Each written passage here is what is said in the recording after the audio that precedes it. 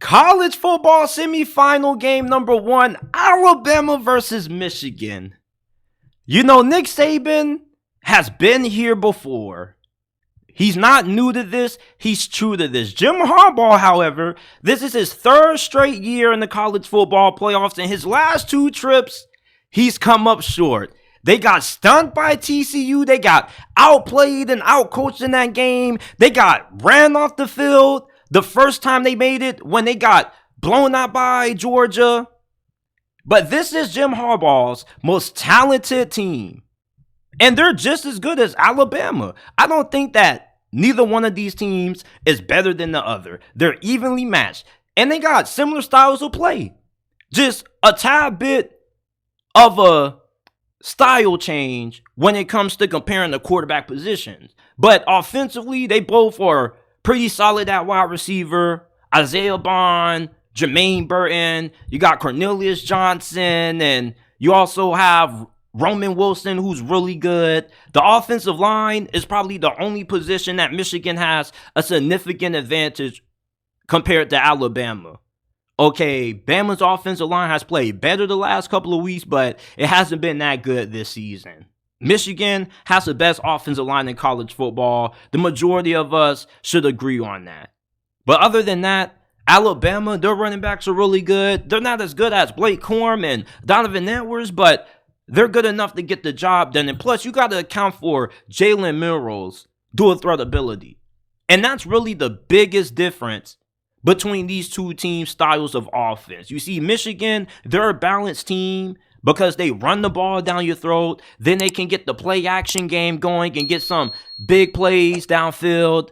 Alabama, you have to account for Jalen Milroe's rushing ability and what he means to this ground game. And then also the other running backs that they have. And once they get the run game going, then that can open up some opportunities for them to have a couple of big plays downfield, because Jalen Milroe, this dude is more accurate throwing deep passes than he is throwing passes in the intermediate, short, and medium areas of the field. It's a little strange. Okay, but Michigan and Alabama offensively, they both are teams that their success offensively is heavily going to be determined by how effective their run game is. And if their run games don't show up in this game, let's say Michigan has more success slowing down the run of Alabama than what Alabama's defense is able to do against Michigan and vice versa, that's going to be the team who has the advantage offensively, because neither one of these teams want to find themselves in a situation where they have to lean on their quarterback to throw the ball 25 plus to win this game. J.J. McCarthy, he's a really good player, but I think he's incredibly overhyped when it comes to an NFL draft standpoint. And I look at these quarterbacks from an NFL standpoint, like, I don't think he throws with great anticipation. He can hold the ball a little bit too long. Like, I don't really know about him. And the last time I saw this dude in a situation where he had to carry the team on his back was against TCU, when he had a solid game when you look at the stats, but he had some mind-boggling decision-making. And even this year, they haven't really asked him to throw the ball all that much. Now, is it because how dominant the run game has been? Yes, it is. But at the same time, you still have to let this dude loose if he's as good as what you say he is. And I haven't seen a game where J.J. McCarthy has looked like a quarterback that's good enough to carry Michigan's passing game if they do become one-dimensional. That's always been the biggest question with Michigan this year offensively. Can you stop this run game? I thought Penn State was going to be able to do it, and they ran it 31 times down their throat. All right, Ohio State, they were better at stopping it than what Penn State was, but they still didn't have a lot of success getting off the field when it mattered the most. Michigan is a really physical team. When you're playing this squad, not only are you getting ready for a football game, but you're getting ready for a battle. Like, they just have this gladiator warrior mentality, but Alabama, with how good their run defense has been this season, if they can find a way to slow down how effective Michigan is running the football, let's say that they can slow down this rushing attack for the first 2 quarters. All right, that can be good enough to put them in a situation where maybe they can go in a halftime for lead. Alabama offensively, with how dynamic Jalen Milroe is, it's hard for you just to completely slow down this offense. Okay, and Alabama, they don't need to ask Jalen Milroe to do too much.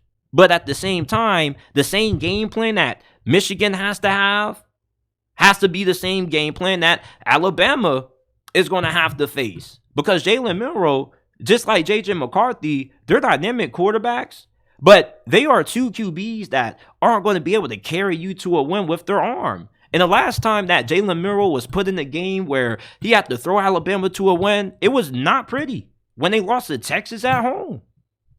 J.J. McCarthy and Jalen Milroe are really good quarterbacks. I don't think J.J. McCarthy has the quarterback advantage over Jalen Milroe. All right, both of these guys are going to be NFL players. Jalen Milroe just started the season out slow, and he's got progressively better. And you can say that Jalen Milroe hasn't faced a defense as good as this, but Michigan hasn't seen a quarterback like this. And there's this narrative that Michigan is a more talented team than Alabama. No, they're not. As I said earlier, they're evenly matched.